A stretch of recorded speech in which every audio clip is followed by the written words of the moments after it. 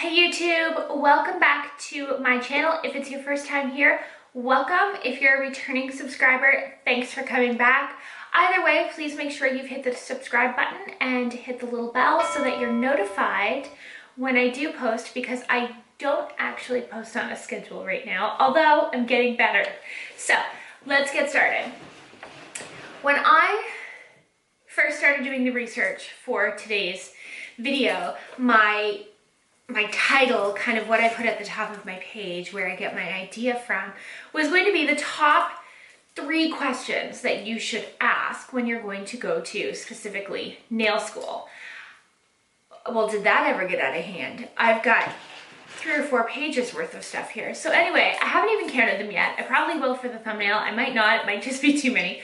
But I'm going to go through the top questions that I feel like I should have asked when I went to school, or when I was teaching, I feel like maybe some of my students felt like they should have asked. Or when I'm teaching workshops, some of the things that students feel like they didn't get from their school that they wish they would have known about before. So stick with me, let's get started.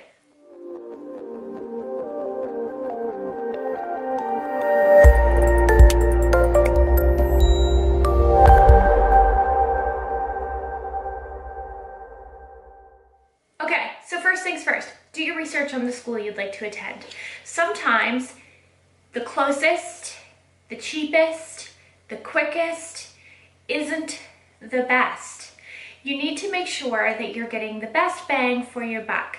Nail school, hair school, aesthetic school, makeup school, they're expensive. Locally here, they're expensive.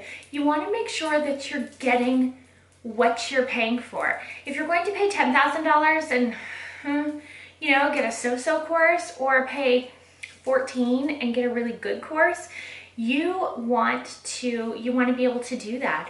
Sometimes it's a little bit further away from your hometown, or it's a little bit further than you want to travel.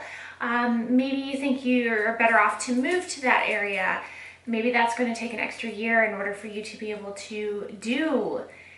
Maybe you're better off to wait. Like, take these things all into account. You really want to get your best education.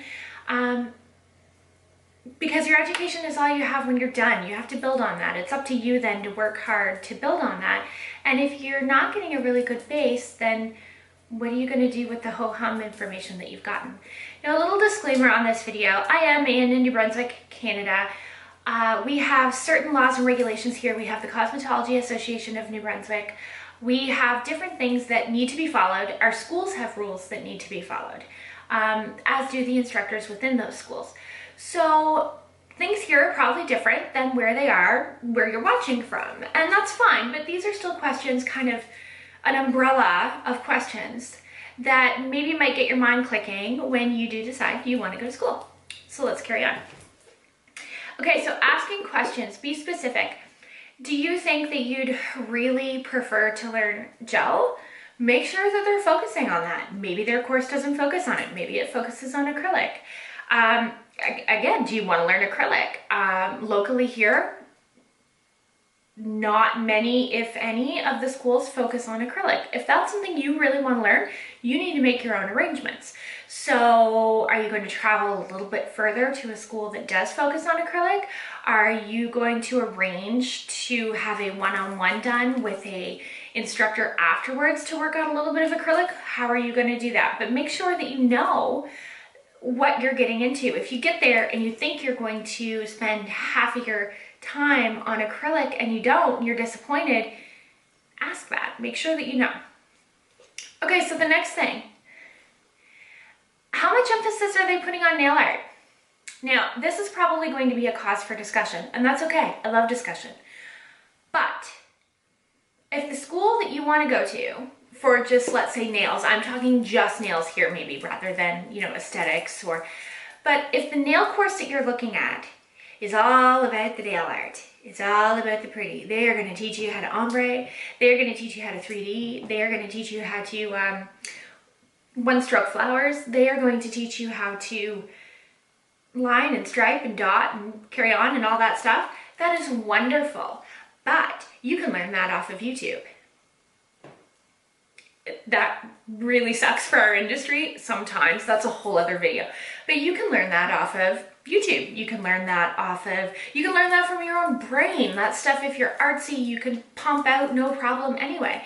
If the school that you want to go to wants to really focus on nail art, maybe you don't want to go there.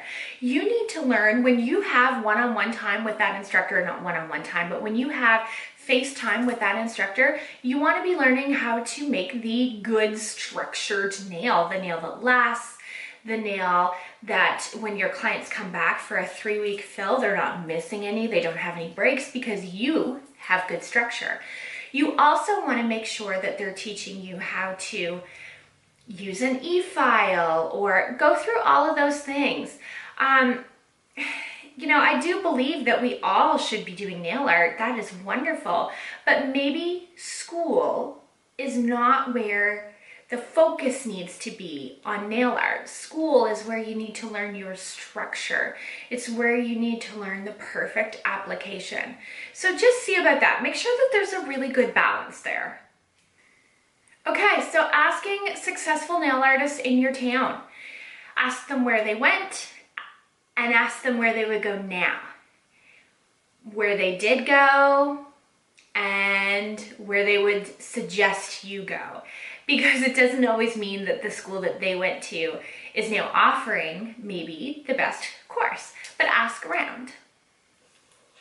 Another thing you can do is to join trusted nail pages if you can. I know a lot of the nail pages, the one that I admin, including Canadian Nail Tech Connection, a lot of those pages require you to be certified. And that's fine, I think that's great. But if you can get a hold of a trusted nail page where you can get some decent information, sometimes they can lead you in the right direction too, as to other questions to ask. If you throw a post up on there and say, okay, I'm going for my nail school interview tomorrow, I'd like to know what questions you wish you would have asked, you'll get a page. So the next question, how long did your teacher work in the salon? Did they do nails specifically? Are they an esthetician that might have specifically done facials in salon and now they're teaching nails? I'm not saying that's a bad teacher because it is not. But if that's something that you're concerned about, if you're going to get to school and be disappointed when you find out that your nail school teacher was the best booked solid waxer in the salon when she was in salon, if you're going to be disappointed with that, perhaps ask first and just make sure what the credentials of your instructor are. So the next thing that you need to ask, if your school requires you, or if your area, like Cosmetology Association of New Brunswick, if they require you to have a certain amount of hours, you want to ask about those hours. Are you going to have excuses?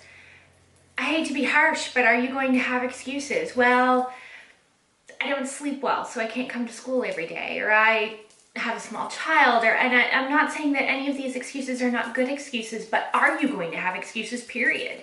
Because if you need to have those amount of hours, quite often what happens is, I'm just going to use small numbers just for reference, but if your school requires you to have 700 hours of instruction, then they might give you 750 in the course for you to get 700.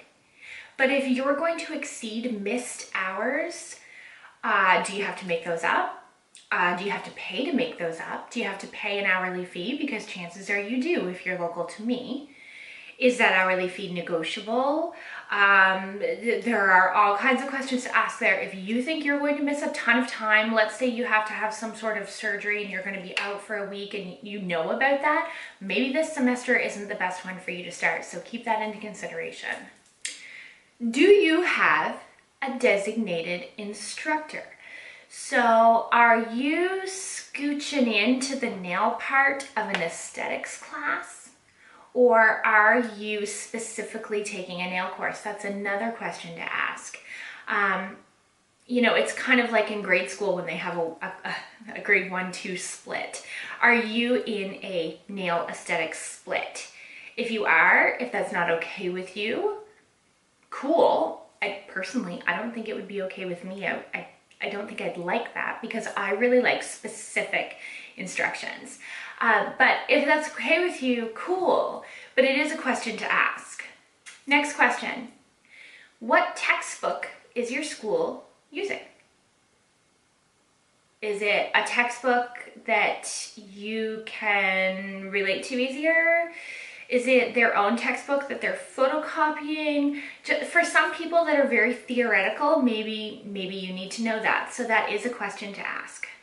Last but not least, beauty school. I hate to say that, I hate that. But nail school, aesthetic school, hair school, it can be so extremely rewarding.